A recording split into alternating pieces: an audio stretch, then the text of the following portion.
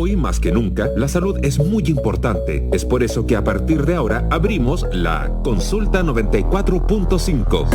Un espacio semanal para conversar sobre medicina, vida saludable, diagnóstico y prevención de enfermedades. Sin bonos, filas ni copagos. Desde este momento entras a la Consulta 94.5. Conduce Ibelis Martel.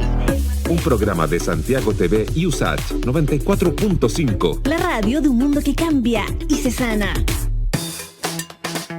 Hola, ¿qué tal? Bienvenidos y bienvenidas a este nuevo espacio que abrimos en la 94.5 y en Santiago Televisión para hablar de salud y de medicina. Los vamos a estar acompañando este fin de semana para conversar, les decía yo, de vida saludable, de prevención de enfermedades, de distintos aspectos de la pandemia y también del diagnóstico y tratamiento de variadas patologías, y para ello vamos a estar invitando a esta Consulta 94.5 a especialistas de distintas áreas de la salud y de la medicina. Hoy día, por ejemplo, vamos a estar conversando sobre el ejercicio físico, cómo puede ayudar, por ejemplo, como terapia complementaria en los casos de depresión leve y moderada, de qué tipo de ejercicio físico estamos hablando, cuántas veces a la semana, de cuánta duración. Todo ello lo vamos a conocer hoy en el diálogo con un experto de la USACH que se dedica precisamente a investigar este tema. Hoy además vamos a estar indagando en las migrañas. ¿Qué es una jaqueca? ¿Qué es una cefalea? ¿Qué es un simple dolor de cabeza?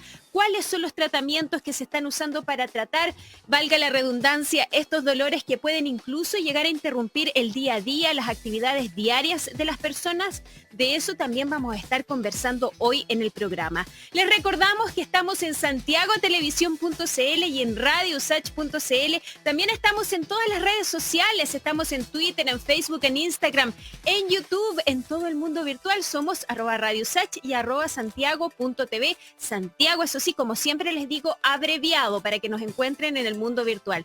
Y también tenemos un WhatsApp donde ustedes nos pueden dejar sus mensajes, sus preguntas, ofrecernos, proponernos temas que quieren que abordemos en el programa, y ese WhatsApp de Radio USACH es, tomen nota, tomen lápiz y papel, +569 8881 5017, +569 8881 5017, y si no, también está posteado en todas nuestras cuentas en las redes sociales y ahí lo van a encontrar para que nos dejen sus saludos y sus mensajes para Consulta 94.5.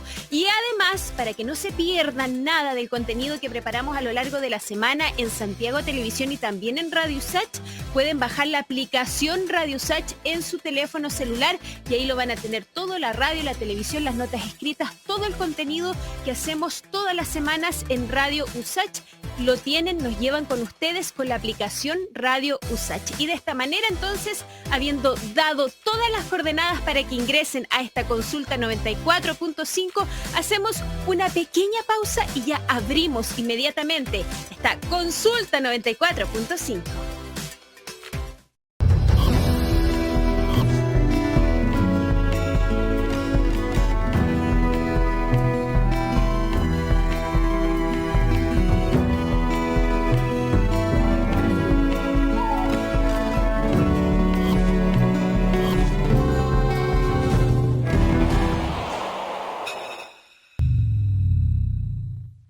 ¿Estás viendo?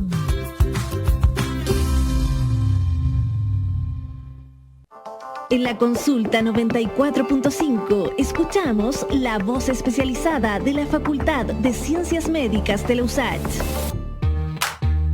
Según la última encuesta nacional de salud del Ministerio de Salud, un 6% de las personas sufre de depresión en Chile y un 16% presenta una sospecha de tener depresión. Esta enfermedad suele tratarse con psicoterapia y también con antidepresivos. El Royal College of Psychiatrists estima que entre un 50 y un 65% de las personas que son tratadas con antidepresivos ven una mejora en su salud mental versus un 25 y un 30% de las personas que han sido tratadas solo con placebo. ¿Pueden estas terapias funcionar de forma más efectiva si se complementan con otras alternativas, con otras fórmulas, por ejemplo, con el ejercicio físico? Sobre ello queremos conversar hoy día con Roberto Vera Salazar, kinesiólogo y profesor asociado de la Escuela de Kinesiología de la Facultad de Ciencias Médicas de la USACH. Bienvenido, Roberto, ¿cómo está? Gracias por estar en el programa. Gracias, hola, ¿cómo están ustedes? Gracias por la invitación. Roberto, comencemos explicando algo básico. ¿Cuál es la diferencia entre ejercicio físico y actividad física? La última actividad física es un movimiento del cuerpo sin grandes parámetros que evaluar, ¿cierto? Básicamente el requisito es que la persona se mueva, y el ejercicio físico, el primero de ellos, es un concepto que está básicamente pensado para ser medido, ser objetivado. Y esa es básicamente la gran diferencia. Estamos diciendo entonces que el ejercicio físico tiene que ver con la frecuencia con la que se hace, la intensidad, la rutina. De eso entonces estamos hablando cuando decimos que está objetivado de alguna manera, ¿no? Claro, lo que hacemos básicamente cuando pensamos en ejercicio físico es un concepto que nos dice el oído a quienes prescribimos ejercicio que hay que seguir algunos principios básicos de instalación de ese ejercicio, ¿no? Entonces, dentro de esos principios está alguno de los que tú dijiste. También está el volumen de ese ejercicio, que dice relación con la cantidad de minutos a la semana, por ejemplo, que nosotros deberíamos realizar como ejercicio físico. Y es por eso que las actuales tecnologías han permitido de alguna forma que los mismos sujetos que practican puedan llevar sus números, ¿eh? Nosotros cuando hablamos de objetivar el ejercicio, hablamos de llevar algún registro, algún número. Cosas fáciles, como por ejemplo la frecuencia cardíaca, la presión arterial, el ritmo respiratorio o la frecuencia respiratoria, son cosas que los pacientes pueden ir monitorizando, y hay elementos ahora muy completos, muy fidedignos, cada vez con mayor agudeza en la toma de muestras. Ahora, ¿qué dice la evidencia sobre el impacto que tiene el ejercicio físico sobre la depresión? ¿Qué dice hasta ahora las investigaciones científicas sobre esta relación entre ejercicio físico y depresión? Mira, la verdad es que la evidencia ha estado muy a favor este último tiempo. Ya esto es son resultados que se vienen mostrando de forma sistemática, ¿cierto? Hace, te diría yo, un poco más de 15 años, con resultados bastante prometedores, porque lo que muestra es que si hay una dosificación del ejercicio físico en pacientes depresivos, estos logran revertir el fenotipo depresivo, vale decir, revierten las características que nosotros le conocemos a los pacientes con depresión. ¿Ya? Y esto ha sido mostrado de dos formas. La primera, la más arriesgada, ¿cierto?, consiste en hacer que los pacientes solo tengan ejercicio físico como parte de su terapia. Y la otra, un poco más conservadora, no tan arriesgada, es que los pacientes sumen a su tratamiento habitual, vale decir, farmacoterapia y psicoterapia, una dosis regular de ejercicio físico. El segundo esquema es un esquema que ha mostrado muy buenos resultados, especialmente porque lo que se quiere es que los sujetos, dado un tiempo, no tengan esta dependencia al antidepresivo. El primer esquema, sin embargo, tiene resultados un poquito más modestos, más pedestres. Sin embargo, muestra una clara tendencia a la mejoría en un periodo más prolongado de tiempo, puesto que va solo, ¿cierto? Pero de igual manera ha tenido algunos efectos bastante importantes. Tú nombraste en la introducción a este tema que hay cierta evidencia de que incluso los antidepresivos funcionan mejor que el placebo. Y hay algunos estudios que consideran el ejercicio del placebo, ¿no? Y hay que decir también que no todos los artículos que salen están bien diseñados, bien construidos, y esa es una tarea de quien lee el trabajo, de hacer un análisis un poquito más crítico. La evidencia más obvia. Sí, Roberto, te vamos a pedir que le bajes un poco el volumen a tus parlantes, a los parlantes del computador por los cuales tú me estás escuchando, para que no se filtre además mi audio de retorno y podamos escucharnos claramente, porque es súper interesante esta relación y lo que están mostrando las investigaciones que tú nos estás contando, cómo el ejercicio físico y la depresión pueden ir de la mano, en el sentido de que el ejercicio físico efectivamente puede ayudar a tratar la depresión. Les recuerdo que estamos conversando con Roberto Vera Salazar, kinesiólogo y profesor asociado de la Escuela de Kinesiología de la Facultad de Ciencias Médicas de la USACH. Ahora, tú nos decías, hay distintas aproximaciones a cómo el ejercicio físico o en qué cantidad se puede usar para tratar la depresión. Tú decías, algunas aproximaciones pueden ser que se use solo ejercicio físico, otros en complementariedad con los antidepresivos. ¿Tú qué es lo que has visto en el trabajo y en la investigación propia que tú has realizado? ¿De qué manera funciona, por lo que tú has visto y has investigado, de forma más óptima, como complemento o como una terapia por sí misma? Bueno, ahí vamos al aspecto legal de la investigación en Chile. En Chile actualmente no podemos tener un grupo de pacientes al cual tú le suministras, un pool de pacientes, una cohorte de pacientes depresivos al cual tú le sometas solo a ejercicio físico. Eso no se puede por aspectos legales, derechos de paciente. Incluso hay que recordar también que la depresión es una enfermedad auge, tiene garantizadas algunas prestaciones, dentro de las cuales están las más clásicas, como la farmacoterapia y la psicoterapia. Lo que nosotros hicimos el año 2016 fue una experiencia con sujetos de una clínica psiquiátrica, a la cual se les sometió a ejercicio físico dosificado, aeróbico dosificado, a un pool de pacientes que seleccionamos por conveniencia. Esto quiere decir que no fue al azar. Ahí probablemente desde el punto de vista metodológico hay una falla, pero no lo podíamos hacer de otra forma, no podíamos randomizar aleatoriamente. Así que lo hicimos por conveniencia.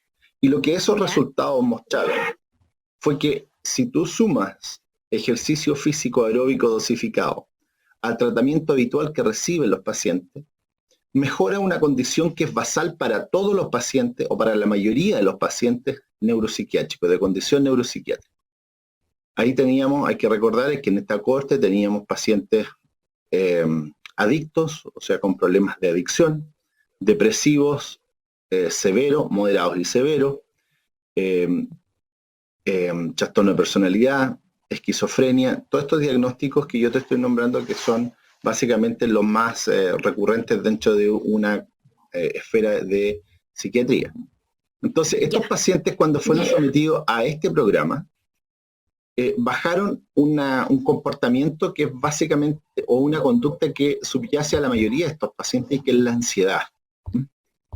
¿Y cómo se traduce esto conductualmente, la ansiedad en los pacientes neuropsiquiátricos? Básicamente aumentan el consumo de cigarros. Los que no fumaban van a fumar, y los que fumaban van a fumar más. Básicamente eso es lo que se da dentro del contexto de psiquiatría. De hecho, en muy pocos casos, al menos en mi experiencia, he visto que se le restrinja el consumo de cigarrillos, de tabaco, nicotina en este caso.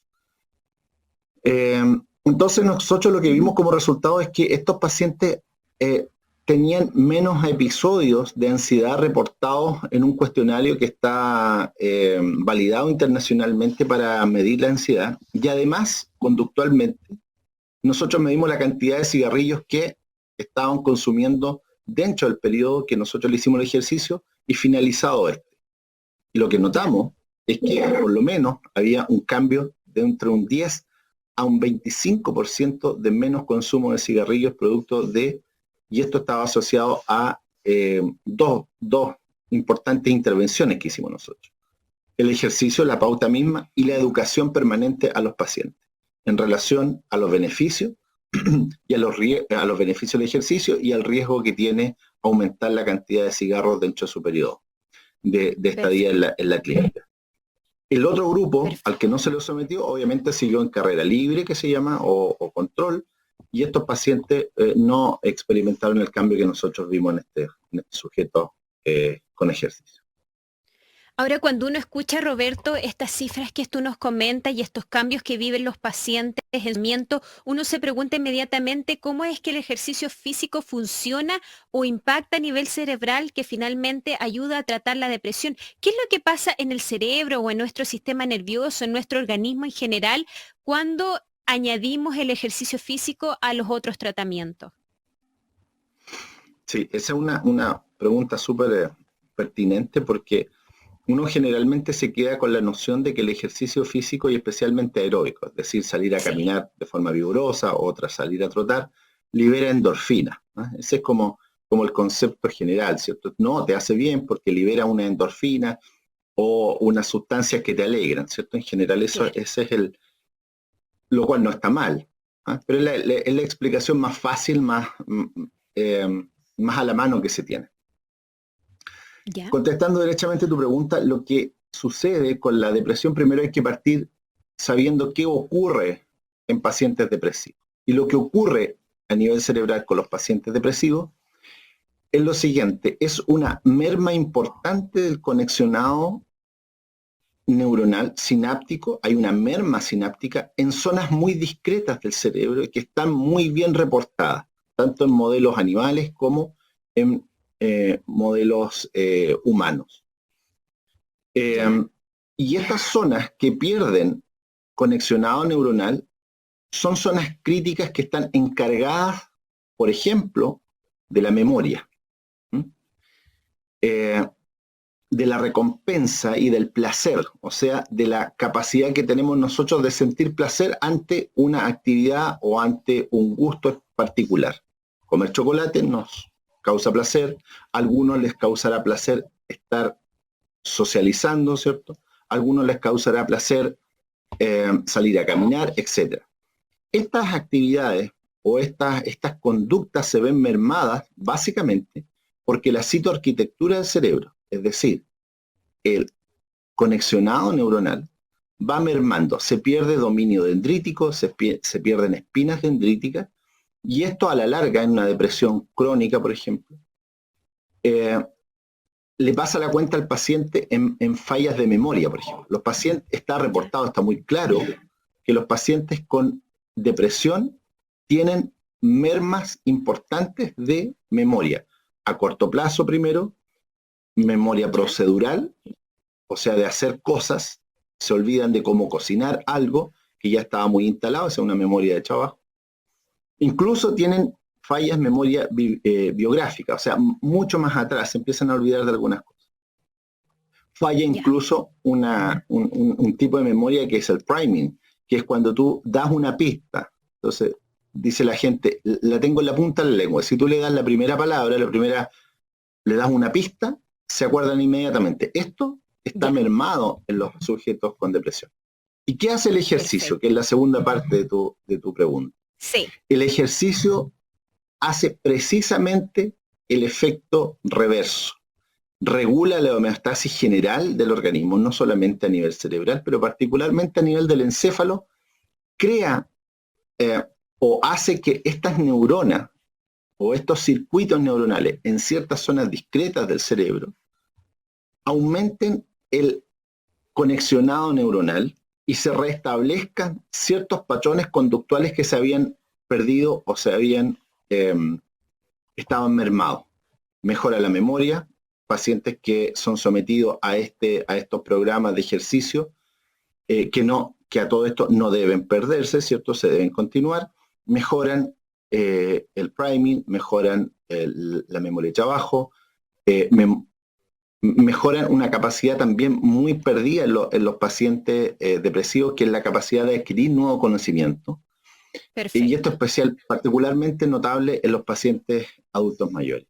Entonces, yo diría que en general, estos son los efectos más más potentes dentro del cerebro. Más potente, perfecto, del ejercicio físico a nivel cerebral. Tú nos dabas algunos conceptos quizás para quienes no están familiarizados con el funcionamiento, la estructura del cerebro. Tú hablabas de sinapsis, hablabas de dendritas y finalmente todo tiene que ver con la estructura de las neuronas que forman parte de nuestro cerebro y cómo se comunican y cómo eso cambia de acuerdo al ejercicio físico y cómo vamos tratando la depresión, además de los fármacos y las terapias convencionales, como tú decías, como la psicoterapia, con estas otras ayudas que uno le puede dar al sistema para que vaya mejorando. Ahora, cuando hablamos de ejercicio, Roberto, ¿de qué tipo de ejercicios físicos estamos hablando para poder tener este beneficio que tú nos has dicho se ha visto en algunos pacientes que suman el ejercicio físico? ¿De qué tipo de ejercicio físico estamos hablando? ¿Con qué frecuencia? ¿Con qué duración? Mira, a ese respecto, la literatura menciona que el ejercicio físico, cuando es regular, cuando tiene una dosificación, cuando se objetivan parámetros, generalmente tiene muchos beneficios para el paciente depresivo. Como te decía, no solamente para el paciente depresivo, pero ya que estamos hablando de la depresión, nos vamos a centrar ahí. En Europa, por ejemplo, y en algunos centros de Estados Unidos, el ejercicio aeróbico probablemente es el más conocido, el que reporta mayores beneficios y es digámoslo derechamente, es el más entretenido también para los pacientes. Ya. Pero sin embargo hay ejercicios de fuerza, de ganancia de fuerza, ejercicios de equilibrio que han sido reportados como gananciales para estos efectos de mejorar o atenuar algunas conductas atribuidas a depresión. Sin embargo, el ejercicio físico aeróbico tiene una multiplicidad de beneficios extra que pueden ser sumados. Mejora la condición cardiovascular, mejora el trofismo muscular y en general, para no nombrar todos los beneficios que sería largo, lo que hace el ejercicio físico aeróbico de forma muy particular es de que regula la homeostasis alterada en sujetos depresivos. No solamente en depresivos, decimos, pero... Roberto, antes de seguir avanzando, cuando decimos ejercicios físicos aeróbicos, estamos hablando de aquellos que a uno le aceleran el ritmo cardíaco de alguna manera, para quienes no están tampoco familiarizados con el término. De ese tipo de ejercicio estamos hablando, ¿no? Sí, los que aumentan de forma significativa el consumo de oxígeno a nivel sistémico. Nadar, trotar, correr, andar en bicicleta, sea outdoor o indoor, da lo mismo. Son para llevarlos a términos prácticos. Sí, ¿y con qué frecuencia hay que realizar estos ejercicios y con qué duración? Estamos hablando de media hora, varias veces a la semana, para que uno poder comenzar a ver los beneficios del ejercicio físico en el estado de ánimo y más si uno tiene depresión, ¿no? Mira, voy a separar la respuesta.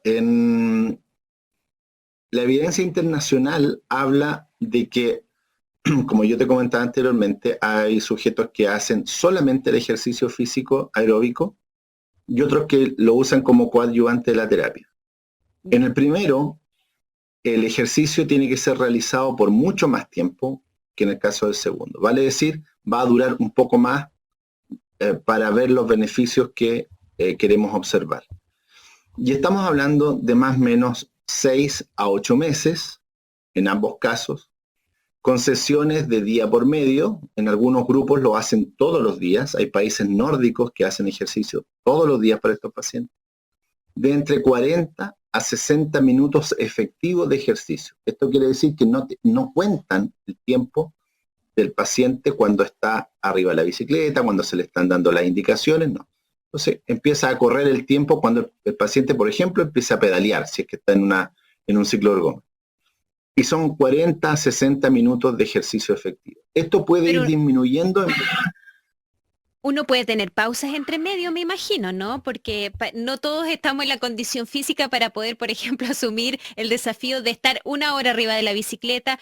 También hay que hacerlo de manera progresiva, pero me imagino que esto también contempla pausas para quienes nos estén escuchando y no se asusten con el requerimiento de este tipo de ejercicio. Claro, ahí vamos a la segunda parte probablemente de esto, y es que estos ejercicios son dosificados y son prescritos por profesional entrenado.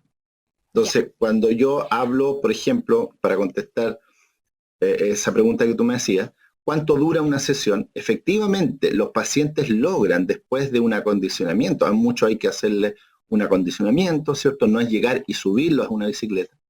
Claro. Pero ese acondicionamiento no es parte de la terapia. Eso hay que tenerlo y se lo subrayamos muy bien a los pacientes. Todavía no empieza su terapia propiamente tal para revertir el fenotipo depresivo o la conducta depresiva. ¿Por qué? Porque nos llegan muchos pacientes que están en condición de obesidad, de sobrepeso, que han olvidado muchos de ellos hacer ejercicio o nunca tuvieron el hábito de hacer ejercicio y hay que inculcar esto. Por eso yo te hablo de que generalmente tenemos una instalación de esta rutina de entre 6 a 8 meses a frecuencia de 3 veces por semana, realizando, está incluido ahí, unas 2 semanas de acondicionamiento para estos sujetos. En algunos casos, obviamente, y cuando las condiciones lo ameritan, nosotros nos demoramos incluso más. ¿Ah? Hay reportes de países europeos en que están 1 año, 1 año y medio. Eso quiere decir 12 meses calendario.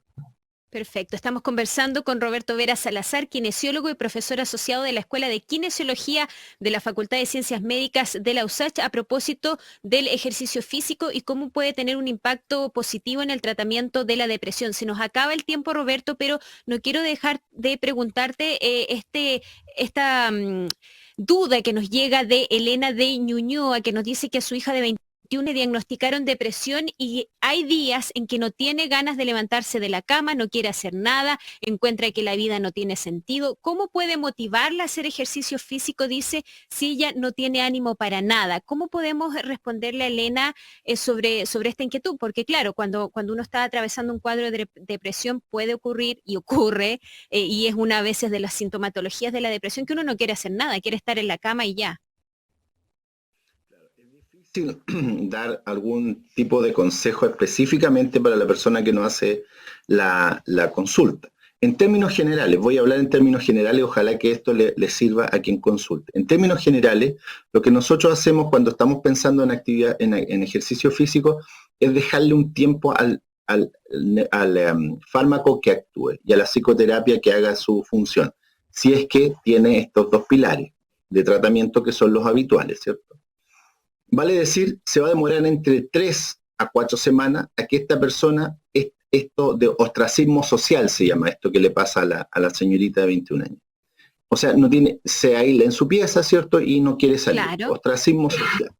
Cuando esto empieza a revertir, es el momento de indicarle el ejercicio, no antes. Porque lo único que vamos a hacer es sumarle más carga y más ansiedad a un cuadro que ya lo tiene. Entonces, trabajar con, básicamente, fármaco y psicoterapia, y una vez que la persona ya tenga el ánimo, puede consultar a especialistas. Esto no es sacar a pasear al perro, no es salir a trotar ella por su cuenta, eso probablemente es ejercicio aeróbico, pero como decimos en clínica, tiene patitas muy cortas, o sea, tiene un periodo de adhesión muy cortito, y los pacientes generalmente reportan más dolor que otra cosa y lo abandonan. Por eso es que tiene que consultar con especialistas.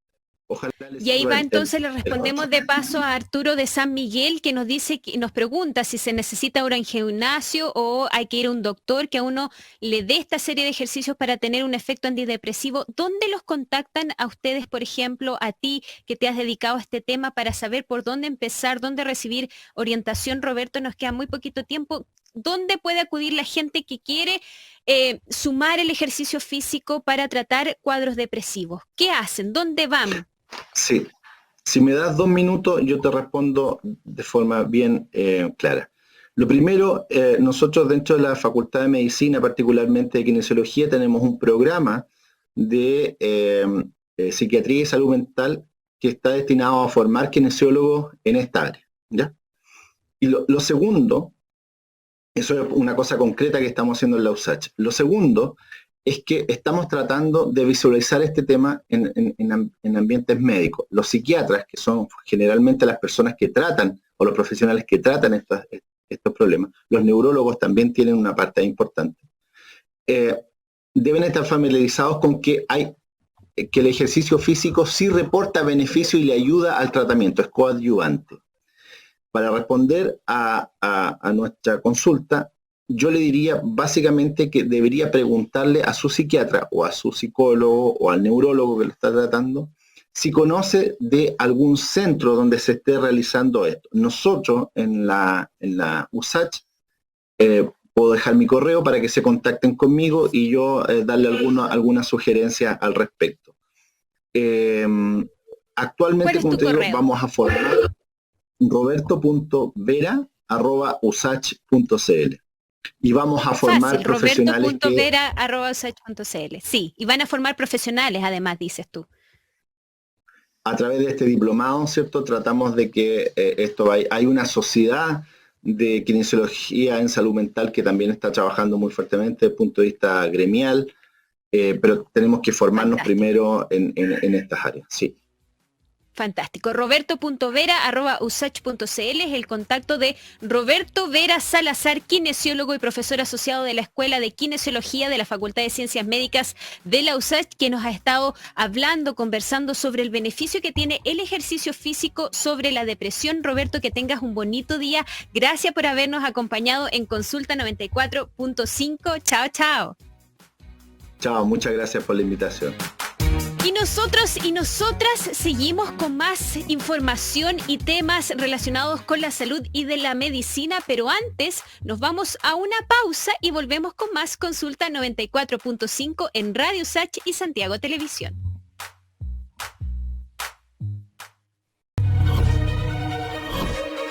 Hoy en Mysteries of the Giants conoceremos a los reptiles modernos, la anaconda verde, una serpiente de 6 metros de largo, y el dragón de Komodo, el lagarto más grande del mundo.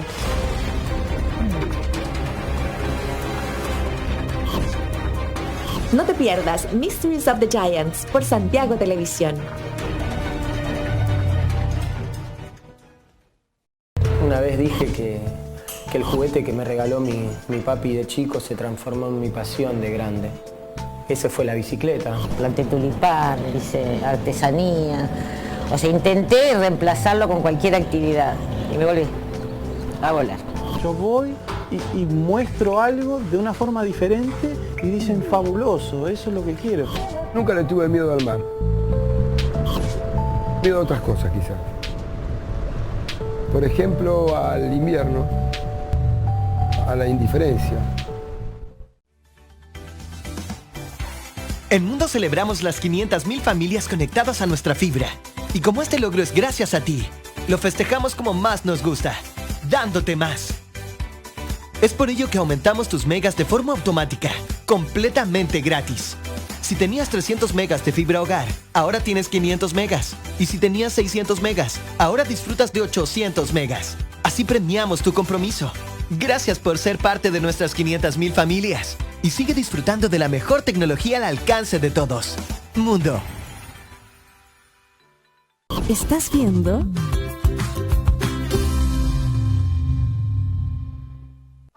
En la Consulta 94.5 escuchamos la voz especializada de la Facultad de Ciencias Médicas de la USACH.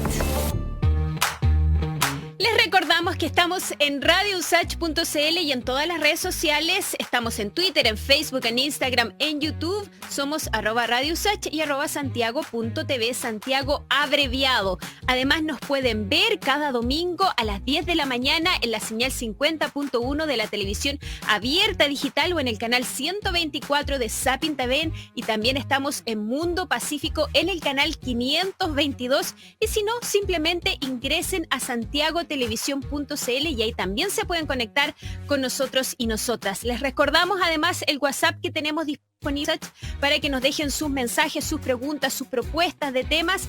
Es el +569 8881 5017.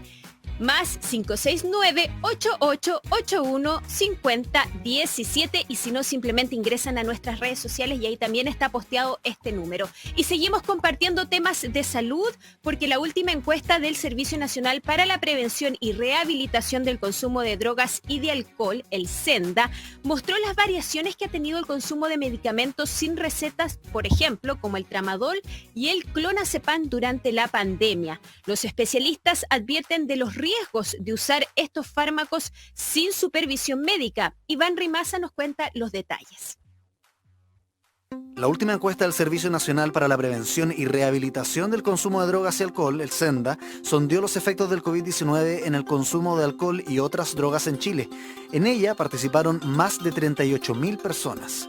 Un 54% de los consultados afirmó que ha aumentado el consumo de medicamentos sin receta en pandemia. Un 27% dice que ha usado la misma cantidad y un 11% sostiene que ha disminuido su uso. El clonazepam, por ejemplo, es utilizado por sus efectos sedantes, ya que ayuda a calmar la ansiedad. Marcela Pesani, directora de la Escuela de Química y Farmacia de la Universidad San Sebastián, advierte de los riesgos en el uso no supervisado del clonazepam. El clonazepam puede provocar reacciones adversas, como somnolencia, debilidad. También se pueden presentar erupciones cutáneas, urticaria, inflamación, irritación de los ojos, de los labios, de la lengua y la garganta. Problemas respiratorios, dificultad para diluir o tragar, ronquera y afonía. Otro fármaco frecuentemente usado en la población es el tramadol. Se trata de un analgésico opioide que ayuda a calmar los dolores moderados y severos. Según la misma experta, también puede tener efectos adversos importantes si no se modera su consumo. Debe ser utilizado con mucha precaución. Está absolutamente contraindicado en casos de que la persona sea alérgica al medicamento o a los opioides, en intoxicación aguda por alcohol o que consuman otros hipnóticos o psicotrópicos. También está contraindicado su uso durante el embarazo. El tramadol, además, aumenta el riesgo de convulsiones, especialmente en pacientes que usan otros medicamentos que afectan el funcionamiento del sistema nervioso central. Marcela Pesani detalla otros riesgos presentes en el consumo de tramadol y clonazepam. Ambos medicamentos pueden causar adicción. Son altamente adictivos, producen tolerancia y se ve manifestado cuando se deja de tomar el medicamento y se pueden producir problemas físicos, psicológicos. En el caso del clonazepam, uno puede notar que está bajo los efectos de una adicción cuando para buscar un mismo efecto se tiene que recurrir a dosis mayores.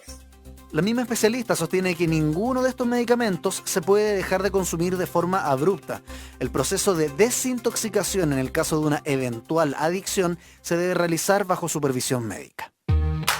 Seguimos en Consulta 94.5 y queremos comentarles que la última encuesta nacional de salud arrojó que la dolencia más común entre las personas consultadas en ese sondeo son las migrañas, los dolores de cabeza frecuente. Este problema tiene un 8,5% de prevalencia en la población. La migraña se caracteriza por provocar un dolor punzante, intenso o una sensación de latido en la cabeza, generalmente en un solo lado. Es común que en un o una paciente con migraña además se presenten náuseas, vómitos, sensibilidad a la luz y al sonido, y hoy queremos precisamente hablar de este tema e indagar en las posibles causas y tratamientos contra la migraña, y para eso ya estamos en contacto. Tenemos en nuestra Consulta 94.5 al doctor Cristian Neira Oces, quien es médico neurólogo del Hospital Clínico de la Florida, además es jefe jefe del programa de demencias y cefalea del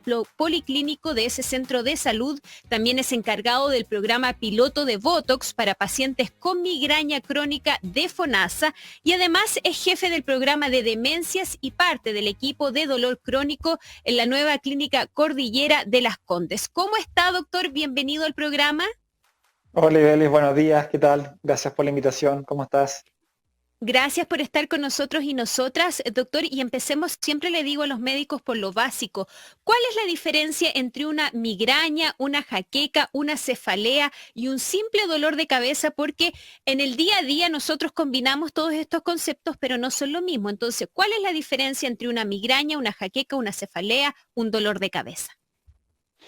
Sí, Belis, mira, el dolor de cabeza o cefalea la verdad que son más bien sinónimos, ¿ah? Todos podemos tener una cefalea después de un mal rato, no sé, todo dolor de cabeza por X motivo. Pero la migraña, como tú muy bien decías, es una enfermedad crónica, ¿ah? Que tiene una alta prevalencia, en general la prevalencia mundial y Belis, estamos hablando de más o menos un 12%. Y la migraña es lo que usted mencionaba, es un dolor más bien punzante, ¿no es cierto? O cuando tipo boom, como que late, y es hemicrania, es la mitad de la cabeza.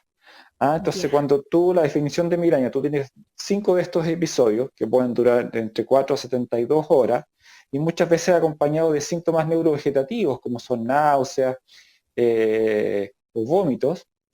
En ese sentido, tú hablas con migraña. Incluso tú puedes tener también fenómenos acompañantes. Hay gente que tiene aura antes del dolor, que habitualmente son visuales, que tú ves lucecitas o simplemente se les borra el campo visual. Entonces, cuando tú tienes todas estas cosas y finalmente te causa una discapacidad importante, eso finalmente es una migraña. La migraña no es lo mismo que una cefalea. La migraña y jaqueca son más bien iguales, son sinónimos. Pero la migraña es un subtipo de cefalea. También tenemos otro tipo de cefalea. Hay cefaleas trigémino autonómicas, hay cefaleas también tipo tensionales. Por eso no es bueno, la verdad, que decir que cefalea y migraña es lo mismo. Como te decía Ibelis, la migraña es un subtipo de cefalea, ¿no? Perfecto. Ahora, cuando hablamos de las causas de las migrañas, ¿qué es lo que se sabe de cuáles son los causantes o los factores de riesgos que provocan que una persona pueda padecer migrañas? Mira, lamentablemente aquí lo primero hace una persona como tú, joven y mujer. Ya. Ese sentido, ahora, mira, hagamos el disclosure, hagamos la revelación inmediatamente, doctor, de que yo padezco de migrañas. Entonces, sí, calzo con el perfil y padezco además migraña. Entonces, joven, mujer, ¿qué más? Sí, mira, habitualmente hay una historia familiar, lamentablemente. Siempre uno pregunta, y habitualmente es por la línea materna. De hecho, una de las teorías tiene que ver muchas veces con el tema hormonal. De hecho, por eso la migraña habitualmente parten en las mujeres y parten en la adolescencia. Pero ojo que igual en los hombres también sufrimos de migraña. ¿Ya? O sea, mira, y lo que sabemos es que en la migraña se habla de una disfunción cerebral. ¿En qué sentido? Que es un cerebro que es más sensible, Ibelis. Yeah. Todos podemos pasar un mal rato, dormir mal, comer más, comer menos. Y, por ejemplo, yo tengo la suerte, no me duele la cabeza. Pero, por ejemplo, en tu caso, Ibelis, que probablemente le ha pasado a usted muchas veces, sí. Duerme de más, le duele la cabeza. Se enoja, le duele la cabeza. Y es muy chistoso porque también tú incluso pasas de estrés alto, por ejemplo, trabajando, la gente se va con vacaciones y viene una migraña del terror. Entonces, te fijas que finalmente es un cerebro sensible. Esto es parecido para que la gente tienda al síndrome intestino irritable o el colon irritable. Y hay gente que se distiende abdominal, que se hincha, un buen chileno. Sí. Y van al médico, le piden endoscopía, ecografía y sale todo normal. Y un poquito con la migraña pasa lo mismo. Tú le pides electroencefalograma, pides resonancia, también cosas y sale todo normal. Entonces, como en general los humanos somos bien concretos y uno ve los exámenes y dice, pero doctor, ¿cómo no tengo nada y me duele tanto la cabeza? Y es precisamente lo que pasa en estas cefaleas primarias, que es un cerebro que simplemente es más sensible. Que eso es lo que pasa, Ibelis. Perfecto. Y es más sensible a todos estos cambios que pueden ser hormonales, pueden ser, por ejemplo, los niveles de azúcar. Yo, por ejemplo, y conozco otras personas con migrañas que dejan de comer, por ejemplo, no almuerzan, inmediatamente la consecuencia de eso es una migraña más tarde o al día siguiente. Ahora, doctor, cuando hablamos de que una persona, por ejemplo, tiene migraña crónica, ¿de qué estamos hablando? ¿Estamos hablando de una frecuencia en los episodios, los ataques de migraña? ¿Qué es la migraña crónica? Mira, a ver, la migraña, evidente, tú la puedes catalogar por las crisis que tienes, ¿no es cierto? La migraña crónica son aquellas personas que tienen más de 15 días por mes de cefalea en los últimos 3 meses. Y de esos 15 días, Ibelis, por lo menos 8 de esos 15 días con dolor tienen características migrañosas, o sea, con náuseas o que sean muy discapacitantes. Y lamentablemente esto tiene una discapacidad tremenda. Imagínate que para la OMS hay un estudio en fondo que ellos hicieron para el año 2013. La migraña por sí sola es la 6ª causa de días de discapacidad, imagínate, al 2013, la migraña. Y las cefaleas como patología general es la 3ª causa, en fondo, de días perdidos y de años perdidos. Entonces, estamos hablando de cifras enormes. Imagínate que el 12% menos de la población tiene migraña, y la migraña crónica como tal más o menos va del 1.7 al 4% de la población en general. Entonces son cifras enormes. Y lamentablemente la migraña crónica es muy discapacitante. Claro. Y hace que la gente no vaya a trabajar, que dejen de hacer sus lazos familiares, que dejen de hacer sus reuniones, que dejen de hacer sus actividades de la vida diaria. Perfecto. Ahora, claro, muchas personas quienes tienen la fortuna de no padecer migraña dicen, bueno, pero si te duele la cabeza, tómate algo, ¿cómo no vas a poder ir a trabajar? ¿Cómo no vas a poder continuar con tu vida? Y es mucho más complejo porque, como decía usted, es inhabilitante. Ahora, ¿la migraña es una enfermedad en sí misma o es la consecuencia o un síntoma de otro problema? ¿Cómo tenemos que aproximarnos a la migraña como una enfermedad propiamente tal o más bien es consecuencia de otras cosas? No, nosotros, mira, la migraña es una enfermedad en sí, Ibelis, ¿ya? Y lamentablemente cuando tú eres migrañosa, a esta cosa, como todo en medicina más complejo, lamentablemente viene con más cosas, tú tienes asociadas otras patologías o situaciones. Por ejemplo, la gente con migraña también puede migrar de cefalea. La gente con migraña puede tener, por ejemplo, más cefalea tipo tensional. La gente con migraña también tiene más bruxismo, ¿no es cierto? Apretan más en la noche. También se ha visto porque, por ejemplo, hay algunos factores, como la gente con migraña, por ejemplo, tiene más depresión. También, lamentablemente, por ejemplo, también tendrían mayor riesgo de stroke, que son los accidentes vasculares. Así que en ese sentido, la migraña no solamente es cuando puede ser discapacitante en sí, que puede tener otros fenómenos asociados.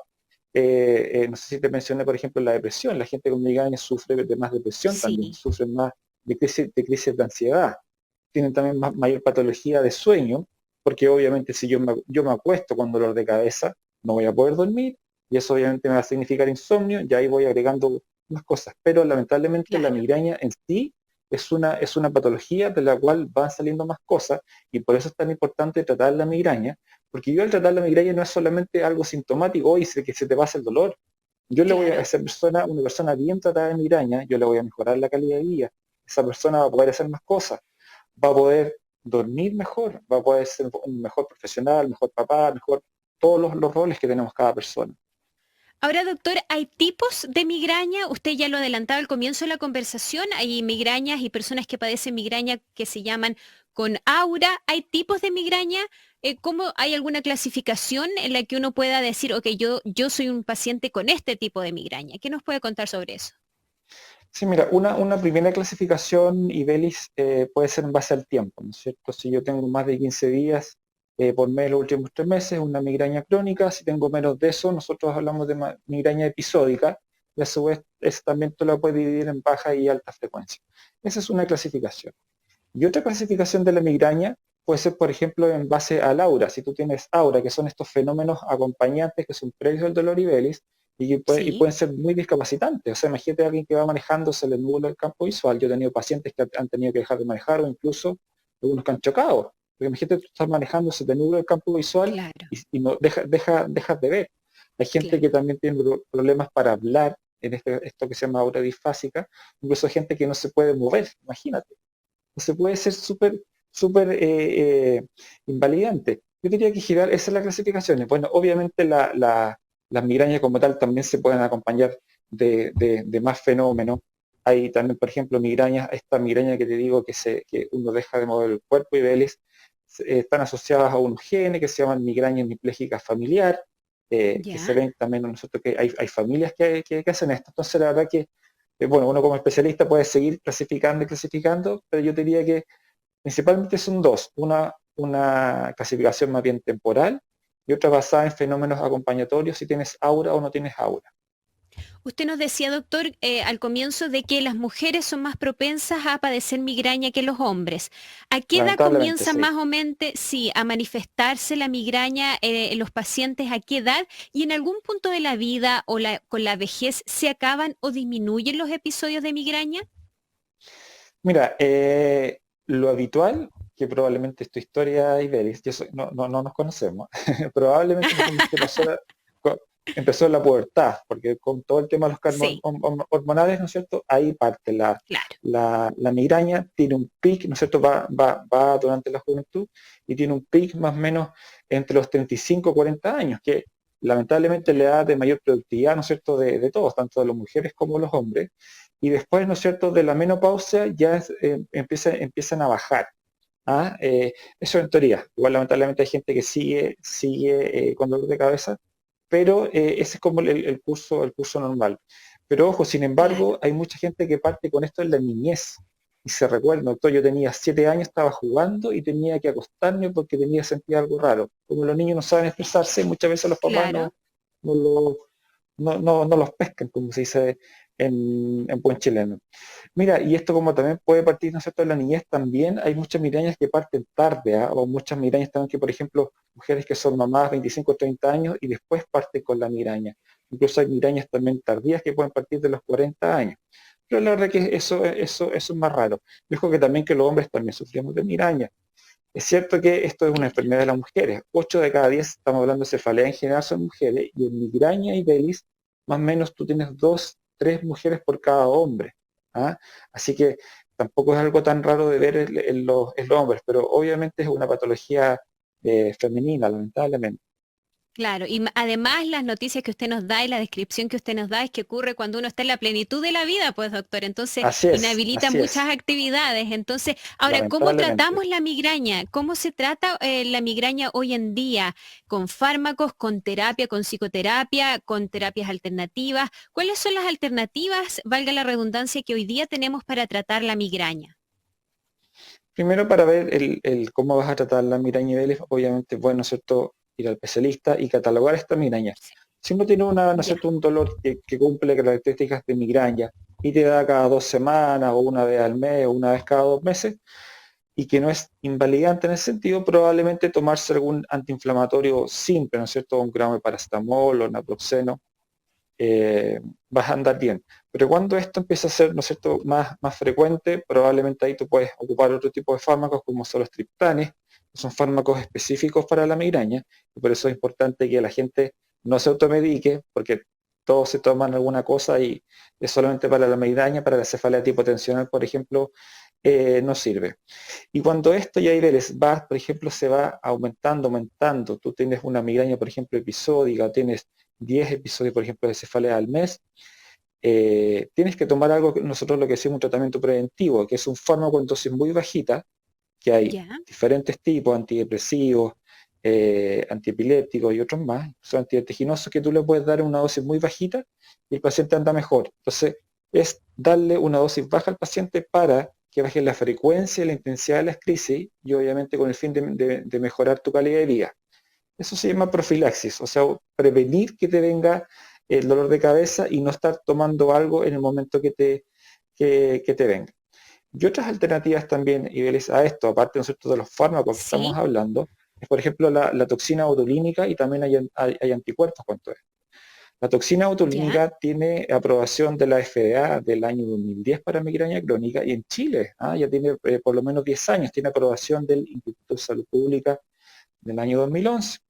Esto consiste en aplicación de toxina botulínica, que es la misma que se aplica para el tema de las arrugas. Aquí obviamente es otro, Ya. el target, ¿no es cierto? Y Claro. tú pinchas 7 grupos musculares, esto va de 31 a 39 puntos, colocas aproximadamente entre 155 y 195 unidades de toxina botulínica, y con eso también tú logras prevenir esta migraña, pero ojo que estamos hablando de migraña crónica. Y finalmente también hay otra gama de medicamentos que se llaman anticuerpos monoclonales, que estos son bastante más nuevos. En Chile tenemos solamente una marca que tú los colocas, por ejemplo, en forma mensual, y eso también tiene indicación para migraña episódica. Entonces, como digo, Evelis, tenemos muchas cosas. Y de las terapias un poquito alternativas, psicoterapia, efectivamente la migraña también tiene todo eso cabida, porque la migraña te afecta a todo. Entonces, como tienes comorbilidades, tienes depresión y otras cosas más, siempre, por ejemplo, aquí nos ayudan los psiquiatras, nos ayudan la gente que es especialista en patologías de la articulación temporomandibular, por ejemplo. Los psicólogos también aquí son muy importantes. ¿Por qué? Porque esto de la migraña te desencadena una serie de fenómenos que no solamente pasan por el neurólogo. Claro. También hay vitaminas, ¿no es cierto? También uno ha escuchado por ahí, efectivamente algunas cosas sirven, como el ejemplo de la coenzima Q10. De hecho, para los canadienses ellos lo colocan como profilaxis, pero la verdad que los fármacos que se ocupan habitualmente o que están en las guías americanas europeas son los que yo te mencionaba. Es el propanolol, la mitriptilina, ácido valproico, topiramato. La verdad que hay una amplia gama de fármacos que uno puede ocupar, y obviamente es específicamente para el paciente. Por eso cada paciente es único, es individual. Y si yo estoy tomando topiramato para mi dolor de cabeza, a lo mejor a mi amiga o a mi mamá no le va a servir, porque no cumple el perfil. Perfecto. Doctor, se nos va acabando el tiempo, pero quiero hacerle algunas preguntas que nos van llegando, digo, de la gente. Juana de Talagante nos dice que el único medicamento que le quita la migraña es el migranol o el cefalmin, pero sabe que estos medicamentos pueden ser peligrosos. ¿Hay otros que sean mejores o menos dañinos? Pregunta. Sí, mira, a ver, esos fármacos dados por especialistas, la verdad que, a ver, no son tan malos, pero lamentablemente, como los chilenos somos porfiados en general, los neurólogos no nos gusta ocupar, porque eso, Ibeles, es como el dicho tan bueno que es pan para hoy día, pero hambre para mañana. Efectivamente, en el momento es muy bueno, pero esta cosa te tiende a cronificar el dolor de cabeza, incluso mal ocupado. Imagínate que tú puedes tener infartos cerebrales, porque estos te aprietan los vasos, pero te aprietan las arterias y velis, no solamente de la cabeza, sino de todo el cuerpo. No son selectivos. Entonces la gente tiene que tomar, se produce un fenómeno que se llama taquifilaxia, y velis, que es que yo tengo que empezar a tomar más dosis para lograr el mismo efecto. Y de hecho es uno de los factores de cronificación de la migraña crónica, el tomar estos fármacos como el ergotamínico en base a, ¿no es cierto?, a la persona que estaba haciendo la pregunta. Lo que yo le diría a esa persona que ojalá los bajara o los suspendiera y que consulte con el neurólogo, porque la verdad que probablemente en ese caso nos vamos a tener que ocupar más otros medicamentos. Aquí voy a niveles que incluso están el grado de discapacidad que se producen por los ergóticos, que muchas veces tú tienes que hospitalizar a estos pacientes, porque no hay otra forma en fondo de cómo depurarlo, de limpiarlo de este fármaco y de que se les pase el dolor. Perfecto. Ahora, Josefina de Vitacura dice que una vez leyó que no se pueden tomar medicamentos como el migranol después de haber tomado naratriptán o viceversa. Es decir, no se pueden combinar el mismo día. ¿Qué hacer entonces si el dolor no cede y dura más? ¿Por qué no se pueden combinar estos medicamentos, doctor? ¿Y qué hacer si el dolor no cede? Porque mira, los dos son más bien vasoconstrictores. Los ergóticos, ¿no es cierto? Estos como la marca que usted mencionó, te aprietan todo el cuerpo, y los otros medicamentos como los triptanes no, te aprietan los vasos del cerebro, pero los dos tienen una función principalmente vasoconstrictora, que es apretar los vasos, por eso no se pueden ocupar. En general, para ambos fármacos, tanto ergóticos como triptanes, lo ideal, imagínate, sería no tomar más de 2 o 3 al mes, porque eso significa, sigo con dolor, ¿qué puedo hacer? Puedes ocupar paracetamol, naproxeno, metoclopramida, pero en esos casos probablemente la profilaxis te va a ayudar mucho más. Y por eso es tan importante este concepto de que, imagínate, ya con solamente 2 o 3 episodios por mes, ¿no es cierto?, de cefalea, que son tan invalidantes, tú tienes indicación de estar tomando algún tipo de profilaxis. O sea, si yo me tengo que tomar 2, 3... Profilaxis, sí, con profilaxis nos referimos a estos tratamientos, a estos medicamentos como que la se toman de manera amitriptilina, frecuente para evitar los Exactamente. episodios, ¿no? Perfecto. Ya. Ahora, Exactamente. doctor, sí, Josefina de Osvaldo de Estación Central. Josefina, ya atendimos a su pregunta. Osvaldo de Estación Central dice que al comienzo de sus migrañas un médico le recomendó tomar naproxeno y 2 paracetamol juntos, o sea, me imagino 1000 miligramos. Eso. Al comienzo eso funcionaba bien, pero ahora no me ayudan a minorar el dolor. Tengo migrañas al menos 10 veces al mes. Soy candidato, podría ser candidato para el Botox. ¿Y dónde se ponen, se inyectan? Ustedes nos decían distintos puntos, pero distintos puntos del cuello, de los hombros, de la cabeza, y cuán costoso es el tratamiento con Botox, doctor.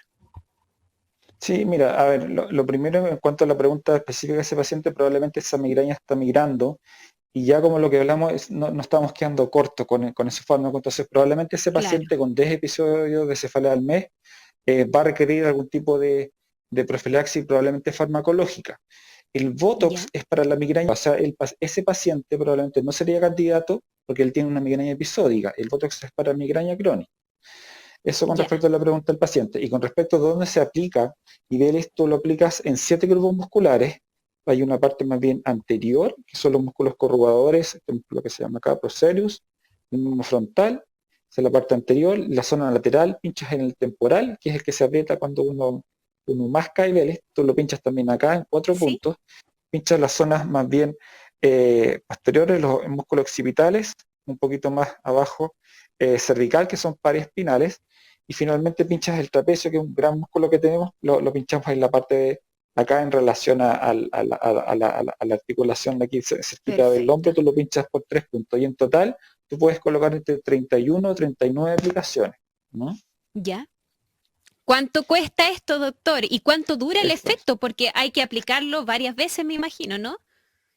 Mira, el efecto te dura de 3 a 4 meses. Lo ideal, y todos los estudios en fondo están hechos así, lo obligan cada 3 meses, que es el tiempo ideal. ¿Por qué tú no lo puedes aplicar más frecuente que 3 meses, Ibelis? Porque tú puedes generar anticuerpos. Entonces, por eso no hay que colocarlo antes de 3 meses, porque después ya en el fondo el Botox no te va a hacer efecto. Y en cuanto a los precios, ese es el pero que tenemos.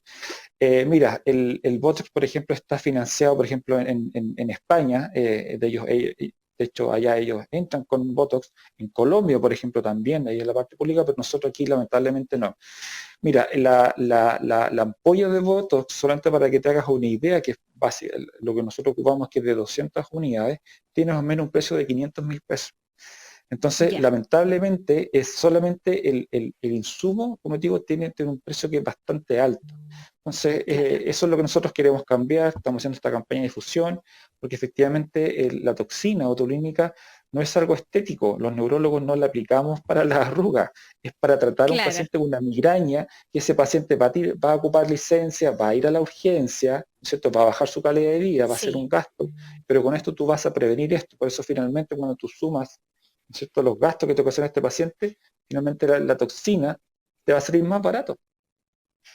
Que el tratamiento con todos los otros gastos, exactamente, claro. Que la licencia, que todas esas cosas. La importancia entonces de que este tratamiento sea cubierto por el sistema público, por FONASA y también por las ISAPRES, doctor, porque tampoco por ahí hay cobertura, según usted me comentaba. Doctor Cristian Neira Oces, médico neurólogo del Hospital Clínico La Florida, jefe del programa de demencia y cefalea del Policlínico de ese mismo centro de salud, también encargado del programa piloto de Botox para pacientes con migraña crónica de FONASA y además jefe del programa de demencias y parte del equipo del dolor crónico en la nueva clínica Cordillera de Las Condes. Muchas gracias por habernos acompañado y por habernos explicado todos los distintos aspectos de la migraña y los tratamientos que actualmente están resultando más efectivos. Ahora usted dijo, cada paciente es muy particular, es único y por lo tanto hay que consultar a los médicos para saber qué tratamiento es el mejor para uno. Que tenga una bonita jornada, doctor, y gracias por habernos acompañado. Chao, chao. No, gracias a usted por la invitación. Buenos días, gracias. Gracias. Y nosotros y nosotras hemos llegado al final de Consulta 94.5. Muchísimas gracias al equipo de Santiago Televisión y también de Radio USACH por apoyarnos en la puesta al aire de este programa Consulta 94.5. Hoy día hemos abordado temas que tienen que ver con el ejercicio físico y cómo puede ayudar o ayudar en el tratamiento de la depresión y también todo lo que tiene que ver con la migraña y sus tratamientos, una enfermedad que nos ha contado el doctor Neira Oces, con quien estábamos conversando, que afecta de manera importante a la población, inhabilita las actividades diarias. Nosotros y nosotras nos volvemos a encontrar el próximo fin de semana con más Consulta 94.5. Hasta entonces, chao, chao. Es momento de cerrar la Consulta 94.5, nuestro espacio semanal para conversar sobre medicina, vida saludable, diagnóstico y prevención de enfermedades. Sin bonos, filas ni copagos. Esto fue Consulta 94.5. Siempre en Santiago TV. USACH 94.5, la radio de un mundo que cambia y se sana.